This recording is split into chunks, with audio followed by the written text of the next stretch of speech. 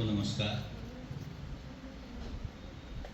वंदे मातरम के 150वें वर्ष के संदर्भ में आयोजित कार्यक्रम में आप सबकी सहभागिता के लिए भी बधाई। प्रोफेसर रेणु प्रकाश जी और उनकी टीम ने पिछले एक सप्ताह से निरंतर इन कार्यक्रम को आयोजन किया है, तो मैं उन सबको बधाई देता हूं जो इसमें जुड़े रहे, जिन्होंने प्रतिभाग किया, जो इसके आयोजन समिति के अंदर अलग अलग उसमें जुड़े रहे। और मैं प्रतिदिन अपने फेसबुक या इंस्टाग्राम या समाचार पत्रों से जानता भी रहा, जिस दिन में नहीं भी था, क्या क्या आयोजन हुए और किस तरह से आप सबने उसमें प्रतिभागिता की है। तो हम सबका ये दायित्व भी है कि जब कोई ऐसा कार्यक्रम हो तो उसमें जहाँ तक आपकी रुचि है, आपके उसमें प्रतिभागिता है, वहाँ जरूर जुड़ें।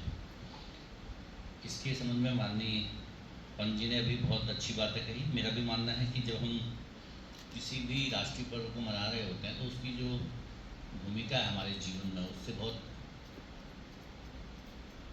प्रेरित होते हैं वे लोग जिनको आप जुड़ते हैं उनसे। एक गत वर्षों से विभाजन विभीषिका स्मृति दिवस भी भारत सरकार के निर्देशों पर शुरू हुआ मनाना, और ये एक तरह से उन शहीदों को, उन सब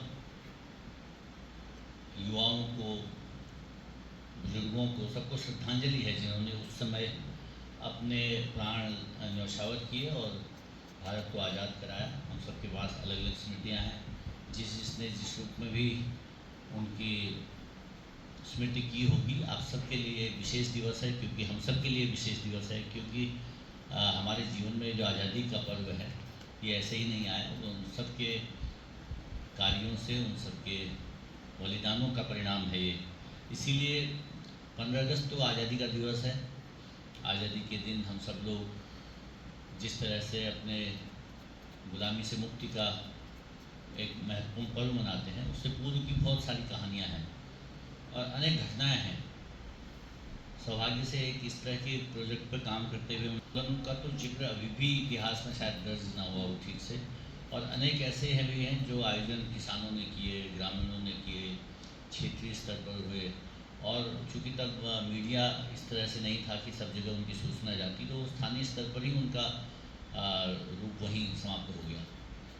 लेकिन बाद के दौर में जैसे जैसे समाचार पत्र छपने लगे, सूचनाओं को भेजने का तरीका बनाया आज़ादी के जो भी हमारे नायक थे उन्होंने, तो तब कुछ सूचनाएँ आपस में पहुँची और एक दूसरे से जुड़ करके पूरे देश ने एक साथ आंदोलन किया। 1857 हमारे पास एक बड़ा आंदोलन है जिसमें पहली बड़ी शुरुआत है, लेकिन उसके पीछे अगर जाएंगे तो तमाम देश भर में अलग अलग क्षेत्रों में बहुत बड़े आयोजन न हुए हों, लेकिन बड़े बड़े स्तर पर, स्थानीय स्तर पर अलग अलग आयोजन हुए, जिनसे अंग्रेज़ों को पता चला कि देश के जो गुलामी के दिन हैं वो छट जाएंगे। 10 मई का दिन, चूँकि हम लोग, मैं मेरठ में था इससे पहले, तो हम 10 मई वहाँ से क्रांति दिवस के तौर पर मनाते थे। हर बार वहाँ से एक बल्कि कार्यक्रम भी रखते थे पूरे दिन के, ताकि हम याद कर सकें कि 10 मई क्यों महत्वपूर्ण है।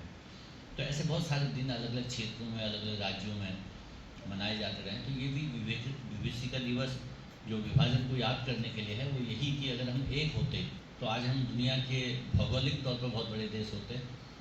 तो ये मैं सब समझता हूँ कि हम सबको ये बातें याद करते रहना चाहिए कि देश जो भौगोलिक भूभाग है वो मात्र उतना नहीं होता, वो एक सांस्कृतिक भूभाग होता है, वो एक तरह से विरासत है हमारे लिए। तो उसको याद करने के लिए ये जो दिन तय किया गया, उसको भी हमें अपनी स्मृति में संजोए रखना है, क्योंकि आज़ादी के जितने भी परवाने थे उन सबको हम लोग ऐसे ही याद करते हैं।